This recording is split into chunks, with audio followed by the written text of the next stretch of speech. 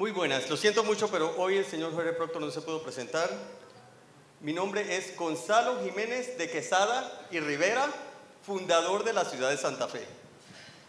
Yo quiero que me acompañen hoy en un viaje hacia el pasado, porque más que una presentación, vamos a ver lo que es la historia de lo que son los orígenes de la moneda en la América como un instrumento oficial.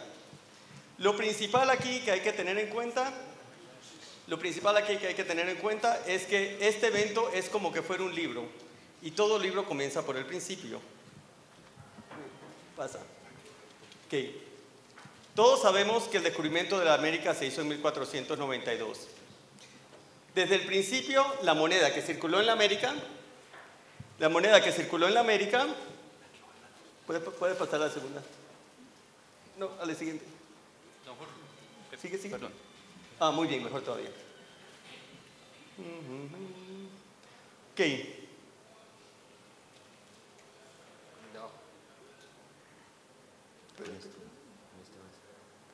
arriba? ¿Sí? Ok, muy bien. Bien, sabemos que al principio en realidad la moneda no era un instrumento que era necesario en la América. ¿Por qué? Porque los indios no utilizaban moneda. Entonces, las monedas sí se enviaron, pero las monedas más que todo eran un instrumento de trueque. Entonces, las monedas principales que se encontraron en la América fueron justamente las monedas que eran las blancas de Enrique IV, y se han encontrado también cetils de Portugal, de Alfonso V y de Juan II. Eso se sabe por las excavaciones de la Isabela, como también excavaciones que se han hecho en otros sitios. Incluso una de las monedas de Enrique IV de blanca fue encontrada en Long Bay, en la isla de San Salvador, en las Bahamas. Nada más para justamente enseñar. Lo que es la Isabela fue justamente probada entre 1494 y 1498. Ahora, interesantemente, en 1497 es donde se comienza a formalizar más la cosa. En 1497 no solamente se le dice a Colón que podía establecer una casa de moneda en la isla española, que iba a ser para hacer excelentes de oro, sino que ahí se comienza a hablar de los salarios que se le iba a pagar a los oficiales. Mucho se dice de que los salarios en realidad eran más que todo para cuando regresaran, porque no era dinero que podían gastar inicialmente. Pero ya en ese momento se estaban comenzando a justamente formalizar las ciudades, y las monedas que se estaban utilizando justamente era también para intercambio con los mercantes que estaban trayendo mercancías. Ahora, la saca de moneda de España ya estaba decretada desde mucho antes. Aquí se puede ver justamente lo que eran justamente decretos desde 1480 a 1488, donde se decía que la moneda española no podía salir del reino. Lo principal es que cuando se habla del reino se estaba hablando del reino de Castilla. Cuando la América fue descubierta, fue anexada al reino de Castilla. Entonces ahí estaba justamente el área gris, de que bueno, en realidad ¿la estoy sacando del reino o no la estoy sacando del reino? Bueno, ya como pueden ver, y esto justamente les puse en todos los lados los documentos originales para que los vean, pero no les voy a forzar la vista. Les tengo justamente traducciones también para que lo puedan ver un poquito mejor.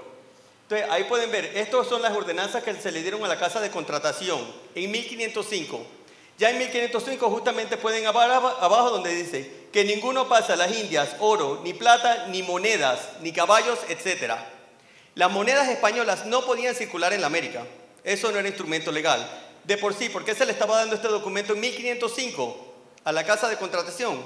Porque coincidentalmente ya se había tomado la decisión de que se iba a hacer una moneda especial para la América, completamente diferente de la moneda española, para que justamente pudiera circular exclusivamente en América y no en España.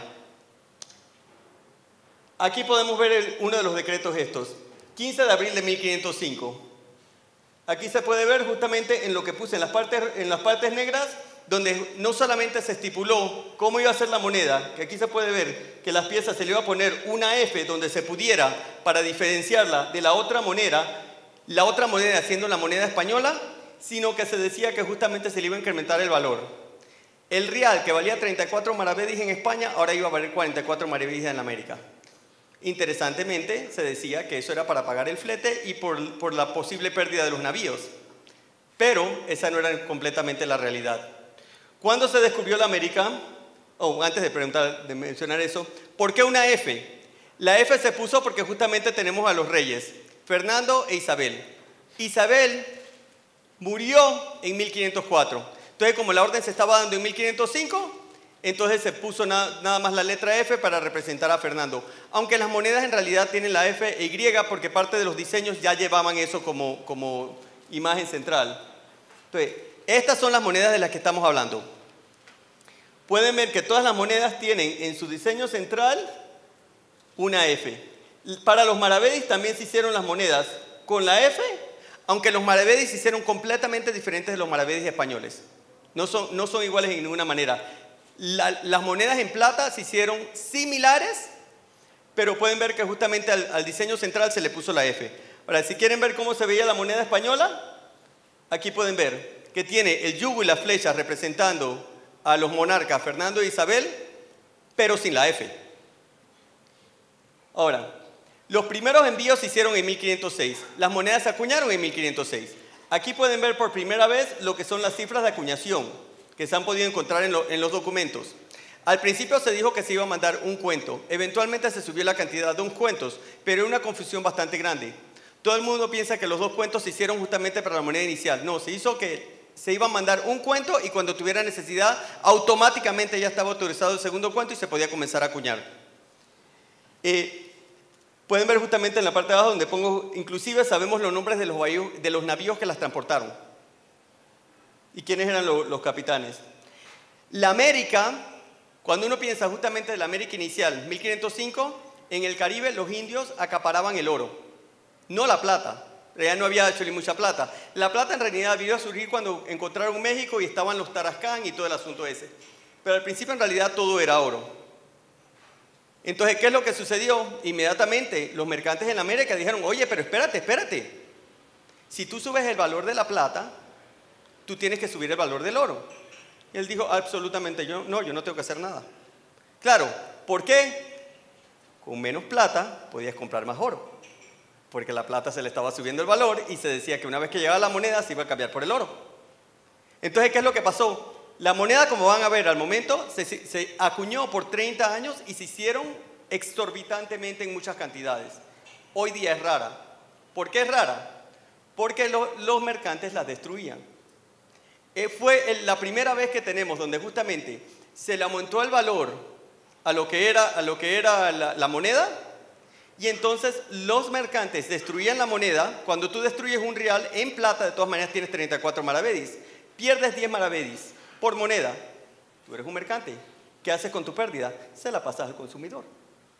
Le subes el valor a las mercancías. Y de ahí es donde justamente comienza, donde las mercancías en la América comenzaron en valores exorbitantes. Una vez que se dieron cuenta que las personas le iban a pagar de todas maneras, ¿por qué le vas a bajar el valor?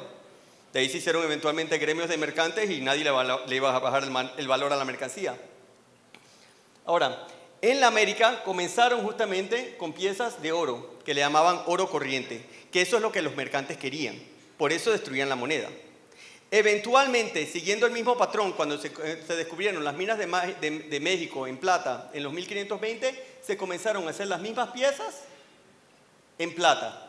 Inclusive, la palabra plata corriente tiene que resonar en Colombia porque se hablaba de que había mucha plata corriente circulando en Cartagena y por eso se estaban poniendo las casas de moneda. O sea que inclusive para el siglo XVII, en los años 1600, todavía la plata corriente continúa circulando, aunque ya habían casas de moneda. Eventualmente en México se hizo lo que era el oro de Tepuzque. El oro de Tepuzque es el que ven abajo. Tepuzque era una palabra indígena del Imperio Azteca que era para lo que era cobre. Entonces era oro de bajo grado. Entonces igualmente se hizo como moneda porque era lo que había de circulante, no había monedas fijas. Pero continuando nuestra historia, en 1509 finalmente las monedas que se habían mandado en 1506 cesaron rápidamente. En solamente 3 años desaparecieron. Monedas que no estaban supuestas a circular en ningún otro sitio. Desaparecieron. Entonces aquí pueden ver donde justamente Diego Colón, que era el gobernador en la época, comenzó a pedir nuevos envíos. Y eventualmente pueden ver aquí abajo donde se dice que se remita un cuento de maravedis a Indias por la falta que se experimenta. Fecha en Madrid a 28 de febrero de 1510. Ahora, es muy interesante porque noten la fecha, 1510. A 1511, perdón, a julio de 1510, un par de meses después, el rey, y como les dije, no les voy a forzar la vista, noten lo que puse ahí. He sido maravillado que en cosa que toca a nuestro servicio haya semejante maneras de dilación. El rey en esta fecha y al día siguiente escribió 4 cartas en total. Se las mandó a todo el mundo, desde la casa de contratación hasta el tesorero de la casa de moneda y la esposa. ¿Por qué? Porque estaba disgustado de que había pedido esto y no, como dijo, estaba maravillado de que él hiciera un pedido y lo ignoraran. Eventualmente, para julio de 1511, ya el rey justamente pudo decirle, ya la moneda se ha hecho, la moneda va en camino, no se preocupen, no tienen que esperar lo suficiente, va para allá. Ahora, de ahí vamos a saltar, aquí está justamente, también tenemos la cifra de acuñación de los pedidos que se hicieron eso. Interesantemente, estas cifras de acuñación se encuentran en los archivos de Simancas, porque al momento la Casa de Moneda de Sevilla estaba puesta al servicio de la Casa de Contratación. Y tenemos la suerte de que la Casa de Contratación mantuvo las cifras. Después de este envío, ya en realidad la Casa de Moneda de Sevilla funcionó como instalación separada, y entonces no tenemos las cifras de las monedas exactas. Nota que cuando decimos un cuento es 1.000.000 de maravedis. No, en realidad se hicieron 1.300.000, etcétera, etcétera, lo cual estaba bien, pero por eso digo, cuando decían un cuento, no era un cuento exacto, sino justamente la plata que se hacía, se ponía porque de todas maneras iba a ser ganancia para la corona. Ahora, vamos a ir a Castilla del Oro. ¿Por qué? De ahí justamente saltamos a Castilla del Oro y es cosa muy interesante. La ciudad de Santa María de la Antigua, del Darién, la cual hoy día las ruinas están en territorio colombiano, sí que es importante porque esto enseña ahora envíos de esta moneda a Colombia, fue fundada en 1510. En 1515 fue proclamada ciudad, porque primero era una villa, fue proclamada ciudad y se le dio su propio escudo. Ahora, pueden ver en esta carta y pueden ver arriba, de por sí ahí pueden ver la palabra Castilla del Oro. Ahí pueden ver donde justamente Pedrarias Dávila, nuestro lugarteniente general en Castilla del Oro. Esta carta es de febrero de 1505 y ya estaba diciendo, bueno, pero ahora estamos necesitando monedas aquí. El rey le responde y le dice, bueno, he aprobado la solicitud. En agosto, el rey le manda al tesorero de Castilla del Oro también una carta, Alonso de la Puente, diciéndole, ha aprobado la solicitud y las monedas van en camino. Pero interesantemente, en este periodo las monedas no se mandan directamente a Castilla del Oro. Como ya justamente se estaba tramitando con lo que era la isla española, e incluso hemos descubierto que se hicieron envíos también a la isla de San Juan, entonces esos envíos fueron primeros a esos sitios. De por sí, aquí pueden ver lo que era tierra firme. Ya para 1519 lo que era el territorio panameño se comenzó a separar y ya Castilla del Oro se estaba comenzando justamente a dividir en provincias. De la provincia de Tierra Firme, en la provincia de Tierra Firme, en 1519, que este año celebramos los 500 años de la fundación de la ciudad de Panamá, la primera ciudad fundada frente a las costas del Pacífico del territorio americano, se harían nuevos pedidos en 1521. Esos pedidos son muy interesantes porque cuando se envió la respuesta descubrimos algo nuevo. Aquí tenemos justamente lo que fue el pedido y ahí pueden ver donde justamente en la parte de abajo se pone: os han enviado otras veces a las islas españolas y San Juan para que ellos la remitan entre los vecinos de la dicha Castilla del Oro. Entonces, claro, en 1521 se les estaba diciendo, el pedido se los vamos a hacer de forma directa. No va a ser como los pasados que hemos hecho, donde se los mandamos a San Juan y a la isla española para ser remitidos a Castilla del Oro. Ahora, aquí pueden ver lo que es la isla de San Juan, que es Puerto Rico, y la isla de la Española. Ahora, para cerrar Panamá, porque justamente no quiero estar saltando, en 1525 se hizo un pedido nuevo. Y ese pedido es muy interesante porque se incluyó oro. Pero no es la primera remesa de oro que es enviada a la América, así que no vamos a hablar de ella. En 1531 se hizo otro nuevo pedido. Y en 1532, cuando se estaba enviando el pedido, aquí justamente se habla de los 2.000 ducados y se pone que justamente las personas que llevaran oro a fundir o cambiar, del tercio o la mitad del dicho oro fuera cambiado por esta moneda. O sea que inclusive para 1531 ya había suficiente plata, pero no, ellos querían asegurarse, no cambies plata por plata. Pues si cambias plata por plata la van a poner el valor de 44 maravedis. Queremos el oro, porque ahí es donde tenemos la mayor ganancia. O sea que ya de por sí ahí todavía estaban justamente recalcando, no, danos el oro. ¿Sí? Ahora, vamos a ir a México. Porque en México tenemos que el 22 de abril de 1519 es donde justamente llega Cortés a las costas mexicanas, en lo que es hoy día Veracruz, y para el 10 de julio ya se había fundado la Villa Rica de la Veracruz. Interesante que ya para ese momento los procuradores de la Villa de Veracruz inmediatamente mandaron una solicitud. Tú puedes decir, pero oye, pero espérate, acaban de fundar eso, no hay ni siquiera hecho nada, ¿cómo pueden necesitar moneda? No, ellos sabían ya para ese entonces que cada vez que tú mandabas a hacer un pedido iba a pasar años antes de que lo aprobaran. Entonces ellos pidieron monedas inmediatamente para que se las mandaran para saber justamente, y ahí ponían que sus majestades enviasen moneda labrada de plata y vellón para el trato que una persona han de tener con otras. O sea que ya la estaban mandando a pedir. Eventualmente, con la conquista del Imperio Azteca, el rey ahora responde. Y justamente en 1523 les dice que va a mandar las monedas. Ahora, es muy interesante porque en ese pedido es donde se incluye por primera vez moneda de oro. Y uno puede decir, ¿pero por qué moneda de oro? Bueno, como ya mencioné, la mayoría del tesoro de México era en plata. Entonces el rey dijo, bueno, manda un par de monedas, pero lo interesante es que como no se había hecho un aumento en la moneda de oro, y ahora tenemos un rey diferente, no era el rey Fernando, sino el rey Carlos, entonces el rey Carlos mandó un par que la moneda hubiera sido, aquí tienen, los excelentes de la Granada, que no se esperen en encontrarlo en territorio americano, porque sinceramente apenas llegó, hubiera sido utilizado para pagar altos oficiales y se lo habían puesto en el bolsillo y llevado directamente de vuelta a Europa. De ahí justamente que viene el pedido de 1525 de Panamá, donde nuevamente se puso oro, se estaba experimentando con el oro en el momento, pero esos son los únicos pedidos que se conoce con oro y de ahí no se mandó oro más nunca. Y en realidad más adelante, donde se ponía que se podían hacer monedas de plata, ya como había tanta plata en América, entonces la ganancia ya no estaba del cambio de la plata al oro, sino del vellón a la plata. Entonces la mayoría de las monedas que uno encuentra, que vamos a hablar de lo que es la ceca de Burgos, pero nada más para mencionar, la mayoría de las monedas que se encuentran en esa ceca van a ser de vellón. Ahora, hablemos de lo que es la isla de Santiago. La isla de Santiago era como los españoles le llamaban a la isla de Jamaica hoy día. Efectivamente, encontramos que en 1524 el contador de la isla de Jamaica mandó a hacer sus propios pedidos y puso que quería, no, yo quiero que me manden oro y plata. Bueno, el rey le respondió y le dijo, no, oro y plata de nada, yo no te voy a mandar ningún oro y plata, te voy a mandar vellón. Pero le aprobó justamente que se le iba a mandar. Ahora tenemos la isla Fernandina. La isla Fernandina es la isla de Cuba. Nuevamente tenemos, en 1526 se mandaron a hacer pedidos. Y ellos pedían justamente que se les mandaran 4 millones de maravedis. Eventualmente el rey contó la cantidad por mitad. Y le dijo, no, yo no te voy a mandar 4 millones, pero te voy a mandar 2 millones.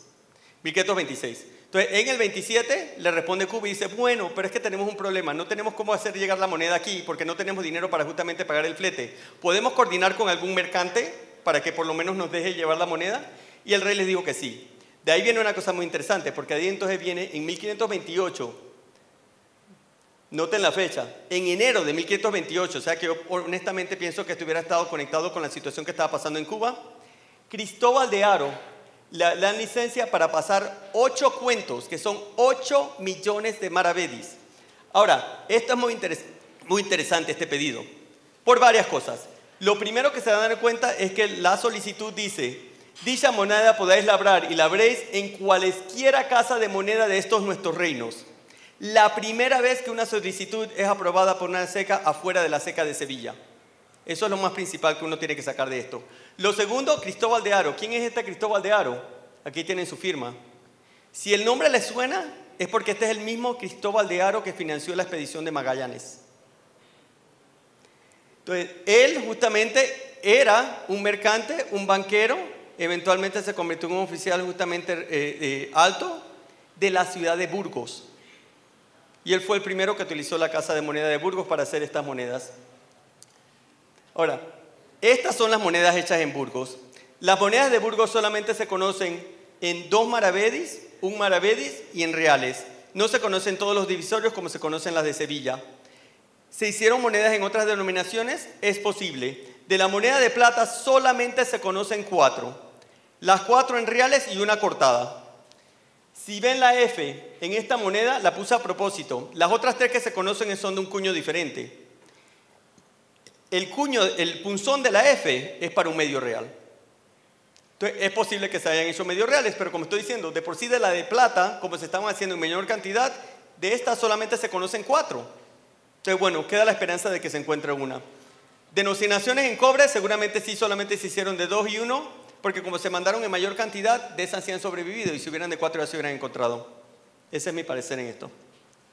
Ahora, la petición de Cristóbal de Haro es extremadamente importante por otro motivo. En la petición de Cristóbal de Haro se menciona de que se había introducido una moneda, la moneda española, ilegalmente a la América. Y se dice, mandamos a los nuestros gobernadores y otras justicias de aquellas partes que elegida la moneda que vos le dades, enviades a ella, hagan a pregonar y mandar que todas las personas que en ellas tuvieran reales y medios reales y cuartillos de la marca de estos reinos sean obligados a los cobrar y registrar ante ellos en las nuestras casas de fundición para que se les haga una señal de marca y que pasado el término que para ellos se le diera, los reales y medios reales y cuartillos que se hicieran sin la dicha marca y señal sean perdidos. Ahora, eso lo que está enseñando es que justamente ya había llegado informes de que se había introducido de forma ilegal cierta cantidad de moneda española, moneda peninsular, no de la F coronada, que no estaba supuesta a circular en la América. Y se estaba preguntando, bueno, ¿pero qué se va a hacer? Lo otro, por supuesto, porque esto está introducido en la carta de Cristóbal de Haro, porque él iba a hacer 8 cuentos de esta nueva moneda y no quería competir con la moneda que ya estaba ahí, si justamente la gente la iba a estar introduciendo y la aceptaban como moneda legal. Entonces ahí el rey puso su pie y dijo, no, esa moneda no está para circular, vamos a hacer una cosa, voy a poner cierta cantidad de tiempo, los que tengan esa moneda pregónenlo, díganle, tráiganla a la casa de fundición, le vamos a poner una marca, después de ese tiempo terminado, quien lo agarremos con una moneda peninsular española, está confiscada, automáticamente. Esta es la primera contramarca puesta en una moneda en la América. Ahora, ¿cuáles son estas contramarcas? Aquí las tienen. Al momento se conocen 3 contramarcas. La contramarca P, la contramarca C y esta que al momento le estoy llamando una flor con puntos en los pétalos. Porque en realidad digo, no sé cómo más llamarlo. Esta última contramarca es extremadamente rara. Solamente se conocen en 3 monedas. 2 de las monedas fueron encontradas en Concepción de la Venga y una fue encontrada en Nombre de Dios. No hay suficientes porque uno puede decir, bueno, automáticamente el que la mayoría fue encontrada en la isla española, ¿podría ser una contramarca dominicana? No me iría tan lejos porque, bueno, solamente, como dije, hay 3 y se encontraron 2 en un sitio y en la otra. Y las 2 que se encontraron en Concepción de la Venga se encontraron juntas. Así que al momento todavía está la pregunta de dónde es. La contramarca P se ha encontrado predominantemente en Panamá. Se ha encontrado tanto en Nombre de Dios como también en la ciudad de Panamá, e incluso una se encontró en el Callao, lo cual tiene sentido porque justamente los navegantes viajaban de Panamá hacia el Perú. Así que eso tiene sentido. La contramarca C se ha encontrado predominantemente, y estoy hablando en tierra porque se encontró un naufragio, pero el naufragio no dice mucho porque se encontró en el agua. En tierra se ha encontrado en Nombre de Dios, pero en muchísima menos cantidad de la contramarca P, lo cual me dice que justamente como Nombre de Dios era un puerto, seguramente fue introducida a ese sitio de otro sitio. No se ha encontrado una sola contramarca C al momento en la ciudad de Panamá misma. Entonces, pero todavía no se sabe. La C es por Cuba, la C es por Cartagena, no se sabe. Pero estas son las contramarcas de las que estamos hablando. Lo otro muy interesante es que las contramarcas C, todas son justamente muy comunes en apariencia, no en cantidad. Como ya mencioné, justamente la de la flor con los puntos en los pétalos es extremadamente rara. La contramarca P, que es la más común, es la que tiene mayor variedad. Pero también lo que enseña, se encontró recientemente un hallazgo en la ciudad de Panamá, arqueológicamente, y ahora mismo está en el Museo de Panamá la Vieja, donde se encontraron, por lo menos, habían 3 diferentes tipos. Y una se puede ver, esta es la más bonita, que es la P gótica, hay otras que no están tan bonitas, y para mí que justamente con el asunto de la pérdida, de como esta era la contramarca más fácil de imitar, hubieron falsificaciones contemporáneas, porque quien no llevó la moneda inmediatamente a contramarcar no quería perderla. Entonces, bueno, tratar de imitarla era lo mejor, era lo más factible para hacer en lugar de perder su moneda. Pero por supuesto, al momento contramarcas modernas, falsas modernas no existen porque nadie ni siquiera sabe de estos eventos. Ahora, la moneda de la F coronada, un par de ellas, en realidad son muy pocas, menos de 10, se han encontrado justamente con la contramarca P también. Y esta se puede ver que es la P gótica, o sea que no es una falsa de la época. Y uno puede decir, pero bueno, pero espérate, ¿por qué la moneda de la F coronada tiene una contramarca si esa no necesitaba ser contramarcada? Nota que el decreto decía que se iba a pregonar que la moneda española que había sido llevada a la América fuera contramarcada.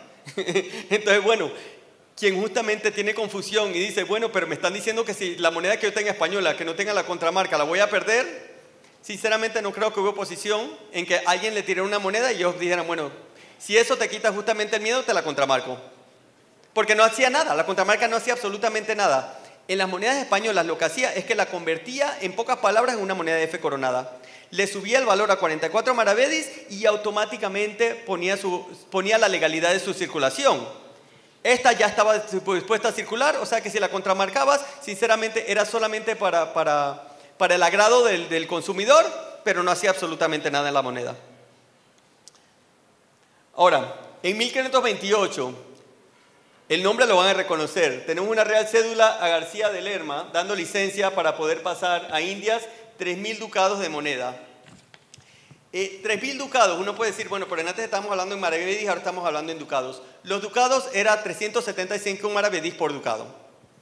O sea que en este caso, 3.000 ducados equivale a 1.125.000 maravedís. O sea que las cantidades son más o menos iguales a las que ya vimos con anterioridad. O sea, no hay diferencia. Lo único que hay diferencia es cómo le estaban llamando a los pedidos. Pero ahora, García de Lerma es muy interesante. ¿Por qué? Porque García de Lerma se conoce aquí muy bien porque justamente se conoce como gobernador de Santa Marta. En 1527 se le había dado el puesto de gobernador, en 1528 justamente ya se estaba preparando para ser enviado y como parte justamente de los preparativos se le dio esta aprobación para poder meter moneda. Lo interesante es que se le decía que podía pasar a Indias. Ahora, ¿por qué menciono esto? Porque como era mercante hay dos posibilidades. Hay posibilidades de que tenía la moneda para introducirla directamente a Santa Marta, donde seguramente estaba haciendo negocios, o justamente para saldar justamente las cuentas que tenía en otros sitios y justamente porque ya se estaba yendo de España para venir hacia la América.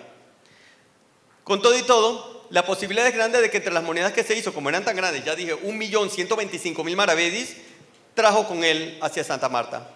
Pero con todo y todo, Santa Marta de todas maneras va a recibir su propio pedido más adelante. Así que de todas maneras vamos a hablar de eso. Ahora, en 1531 tenemos lo que es los pedidos de López Pérez Maluenda. Otro mercante de Burgos. García de Lerma también era de Burgos.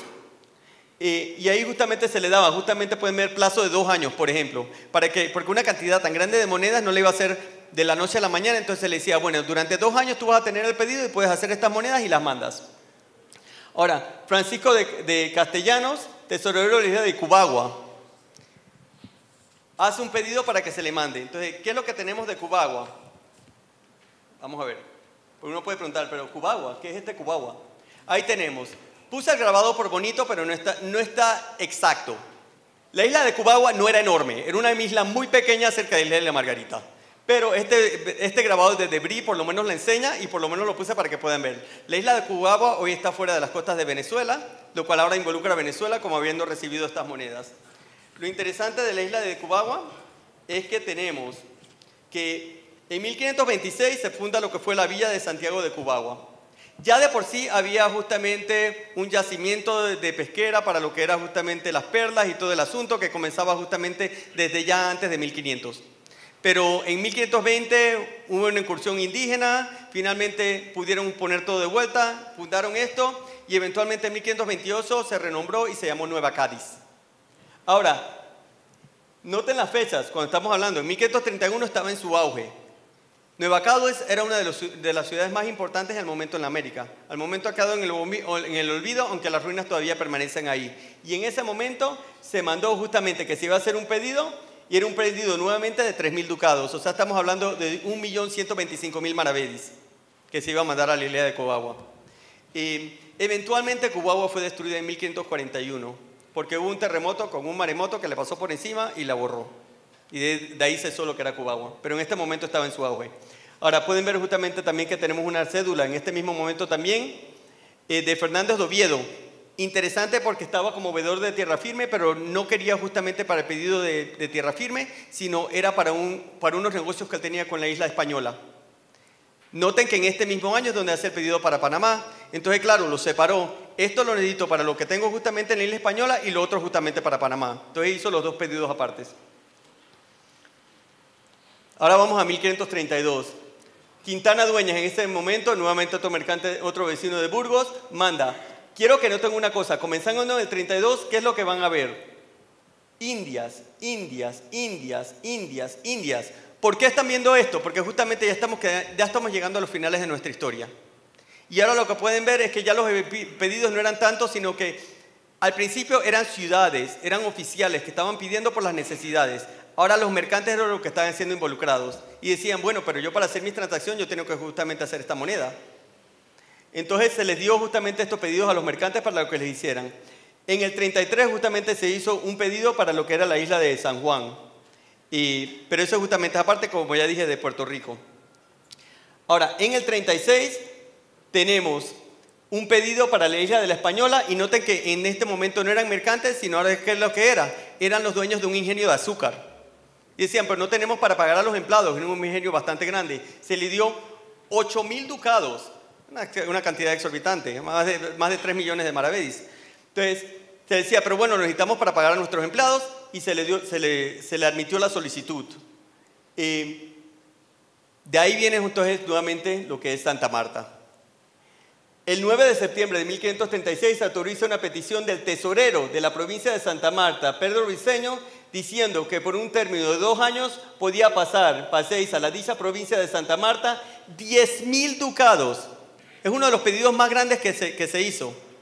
10.000 ducados de moneda de plata y vellón, labrada según la ley y manera que se pasó en las nuestras Indias, islas y tierra firme del mar Océano en tiempo del católico rey. Esto es muy importante, la parte final, porque esto es lo que describe que efectivamente en este momento todavía se estaba haciendo esta moneda. Justamente declaran que era la moneda que se había pasado durante el tiempo del rey católico y justamente que era la que todavía se estaba acuñando. Así que ya saben que justamente en el 36, entonces si el 28 vamos a poner que Lerma no pasó una sola moneda, bueno, da lo mismo porque en el 36 sí se pasaron. Ahora llegamos al Perú. En el Perú, justamente con la conquista del Imperio Inca por Francisco Pizarro, el 26 de octubre de 1536, Francisco Sancho, que era en realidad un viajero que iba hacia el Perú, justamente se le dice que para cubrir sus gastos de su viaje y otras cosas, también podía, por un término de 2 años, podía pasar a la provincia del Perú 2.000 reales en esta moneda. Ahora, 2.000 reales eran 88.000 maravedís, o sea que era una de las cantidades más pequeñas. Pero quiero que vean justamente el documento, porque aquí pueden ver en el documento y pueden ver que justamente mencionan ahí que podía paséis a las dichas provincias del Perú y Toledo. ¿Por qué Toledo? En realidad se puso Toledo, pero se referían a Nueva Toledo. Porque Nueva Toledo fue que Almagro, cuando justamente se hicieron los repartimientos en el 29, no se le dio absolutamente nada, y entonces en el 34 se borró lo que eran las capitulaciones de Toledo, y entonces se hizo una nueva para justamente hacer Nueva Toledo, que era justamente lo que le tocaba a Almagro. Entonces se ponían justamente que lo que eran las provincias del Perú y Nueva Toledo, porque justamente no querían que dejaran al hombre por fuera. Entonces ahí se menciona, pero esto es todo con referencia al Perú del envío de estas monedas. Y justamente pueden ver que continúa en moneda de plata y vellón, labrada según y de la ley, en manera que se pasó a las nuestras Indias, islas y tierra firme del mar Océano en tiempo del católico rey. Nuevamente, declarando qué tipo de moneda iba a ser este. 37. El 37 son los últimos pedidos. Esto, voy a ser sincero, seguramente, aunque se pone ahí que, por ejemplo, por un periodo de 2 años, etcétera, etcétera, seguramente no lo continuaron justamente hasta el final. Seguramente en algún momento lo pararon. Pero estos son los últimos pedidos que se hicieron y pueden ver que todos son para la isla española. Ya más o menos se estaba cerrando el capítulo. En 1535 ya se había aprobado la Ceca de México. En el 11 de mayo de 1535. Pero, por supuesto, primero que todo había que esperar justamente noticias de que la Ceca de México había comenzado. La Ceca de México no comienza hasta abril de 1536. Y también tenían que justamente que la moneda pudiera ser suficiente para abastecer más que justamente lo que era el territorio mexicano. Ahora, interesantemente, por supuesto, con la planificación de la Seca de México, el 31 de mayo de 1535, la reina, que en este caso no es la reina Juana, sino la reina Isabel de Portugal. Hay una confusión muy grande. Todos estos decretos que están firmados, yo la reina, siempre se dice, bueno, porque la reina era Juana. La reina Juana está en un convento, la declararon por loca y no podía firmar ningún documento legal.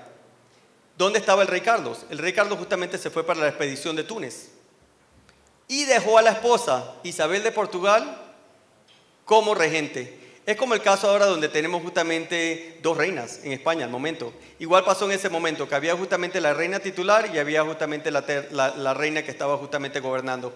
Entonces ella estaba como regente y firmaba yo la reina porque era esposa del rey. Entonces donde todo el mundo ha visto yo la reina dice, Juana. No, es la reina Isabel.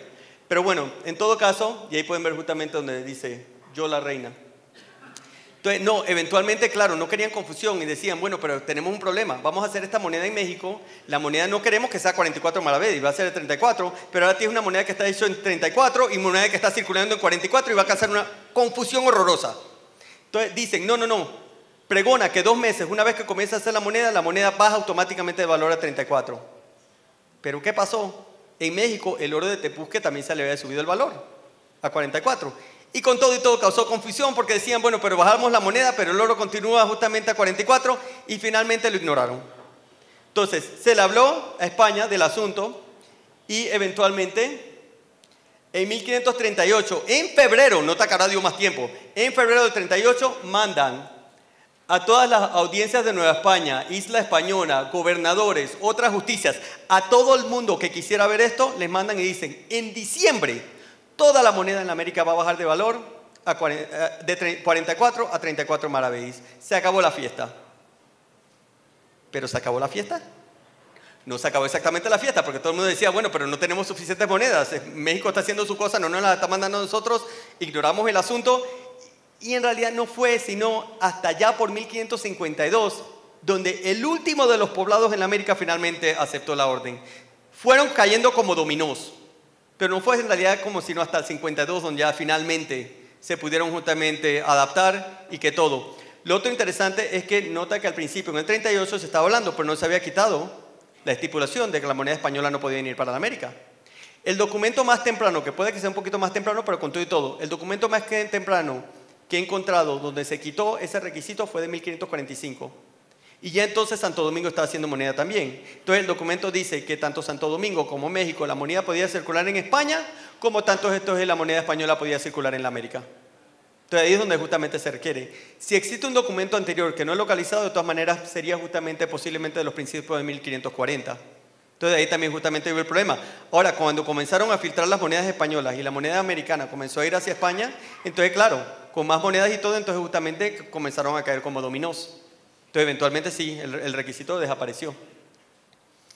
Ahora, aquí concluye mi presentación. Esa es mi hija, la pongo en todas mis presentaciones porque han tenido mucha suerte de tener esta presentación porque originalmente iba a dar otra presentación y esta la voy a dar en la isla de Santo Domingo, que están celebrando su 50 aniversario de la Sociedad Numismática de allá. Pero resulta que el evento de ellos cae en el cumpleaños de mi hija. No voy. Así que entonces viene aquí, así que ustedes justamente se llevaron la dicha de esto. Y bueno, les doy las gracias. Y no sé si tenemos tiempo para alguna pregunta. Sí tenemos, pero ¿por qué tenemos? Para mayor organización, les suplico que anoten en un papelito las inquietudes o preguntas, se las pasan a Andrés Cortázar y seleccionamos unas cuantas. Por razones de tiempo no podemos contestar todas, pero Jorge, muy amablemente, posteriormente, irá con cada uno de ustedes despejando esas dudas o en cualquier momento podemos hacer una pequeña mesa redonda al respecto de un tema tan interesante como el que ha tocado hoy. Muchas gracias. Y voy a estar aquí hasta el domingo, así que cualquier cosa, me agarran por los pasillos, el elevador, donde quieran, siempre y cuando no sea en el medio de la noche tocándome la puerta justamente para despertarme. Pero sí, no, me agarran y justamente me hagan la pregunta que quieran. Bueno, acuérdate, Jorge Proctor es el que va a responder las preguntas, no Quesada. Muchas gracias.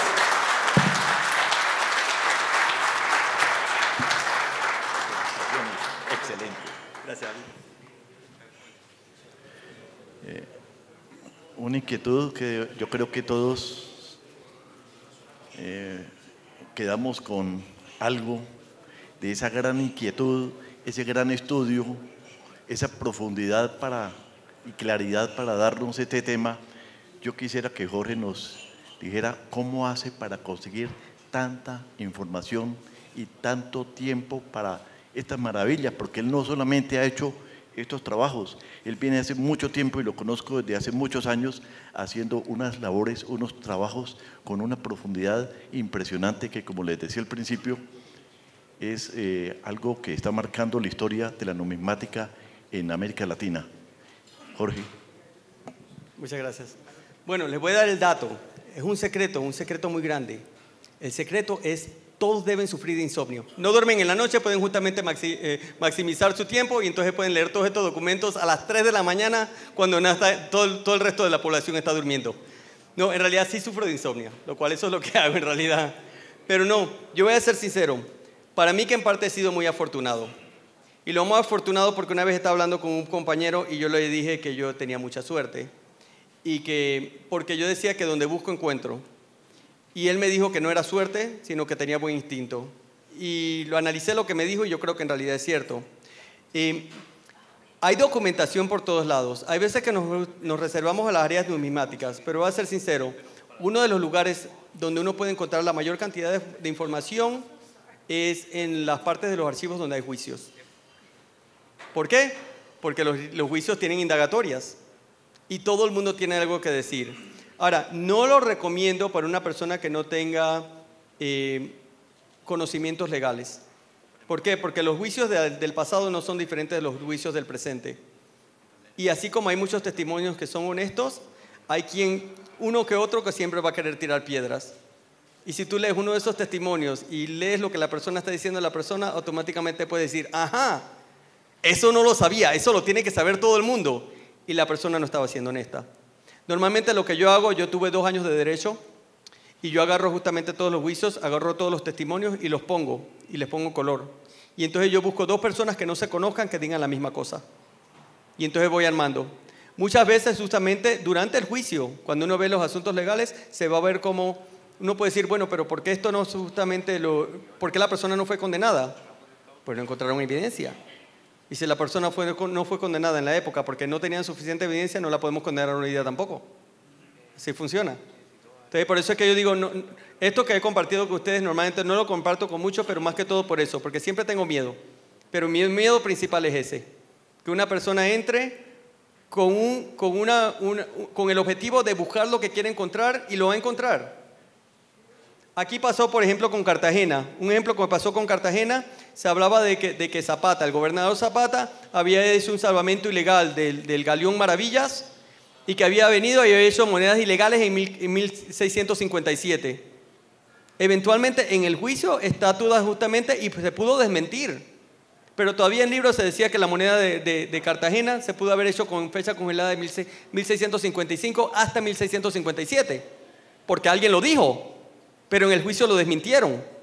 Entonces no se debe decir. Inclusive había suficiente evidencia que se hablaba cuando los troqueles fueron justamente confiscados. Entonces inclusive no podía ser de tanta la fecha. La evidencia estaba presente. Lo único que a veces justamente nos emocionamos a veces demasiado cuando vemos cosas que no hemos visto antes y no seguimos adelante. Hay que ser un poco precavidos. Pero eso es lo principal. La información está por todos lados. Recientemente encontré en Cartagena, aquí en el archivo de Santa Fe, una carta de Turrillo de Yebra, donde menciona no solamente las monedas de oro y plata que hizo en el 22, sino tenía las cifras de acuñación. Ahora, ¿por qué eso es interesante? Porque estaba completamente mal archivado, y está mal archivado desde la época. Turrillo de Yebra se preocupó de que los documentos iniciales se destruyeran. ¿Y por qué? Porque justamente después de que se hundieron los galeones de la flota en 1622, él aquí dijo: yo hice moneda, pero cuando se enteró que las monedas no iban a aparecer, entonces le dijo a España: oye, pero espérate, es que yo no pude hacer ninguna moneda. Que por eso el estudioso, el compañero Barriga, cuando escribió el libro de la Casa de Santa Fe, hizo mención de eso, que Turrillo había dicho eso, lo cual no está incorrecto. Es cierto, Turrillo lo dijo, pero porque él decía, yo tengo un permiso de 15 años y como yo no he podido hacer ninguna moneda, el permiso debe comenzar cuando yo llegue de vuelta. El hombre murió en diciembre del 34, así que sinceramente se convirtió en irrelevante porque no iba a poder justamente completarlo, aunque fuera desde el 25 no iba a poder llegar hasta el 40, quisiera o no quisiera, el hombre estaba muerto. Pero con todo y todo, justamente, ahí estoy hablando de que la gente cambia, bueno, las situaciones cambian, pero la gente no. Entonces hay situaciones donde la persona, para poder justamente salirse con una u otra, a veces dice cosas que no son ciertas. Pero cuando uno pone, esto es como un rompecabezas, cuando uno pone todas las piezas del rompecabezas juntas, sale la claridad y entonces uno puede entender la historia mejor. Entonces, es siempre importante. A veces yo he encontrado muchas cosas y la gente me dice, ¿pero por qué no has publicado? Yo digo, porque no es terminado. Hay gente que encuentra y quiere publicar inmediatamente porque quiere que le den crédito. No. El que más rápido publica, más comete errores. Toma tu tiempo, pon la historia completa. Esto que he hablado aquí, mi primer artículo lo publiqué en el 2001. Esto lo descubrí en 1999. Esta es la primera presentación que doy en este tema, donde incluyo todos los envíos que se hicieron a la América. Eso nunca lo había publicado ni siquiera en escrito. 20 años después. Ahora, eso es un poquito exagerado, no debía esperar tanto tiempo. Pero con todo y todo sí digo que por lo menos unos 2 o 3 años es lo mínimo antes de que yo justamente ponga nada en papel.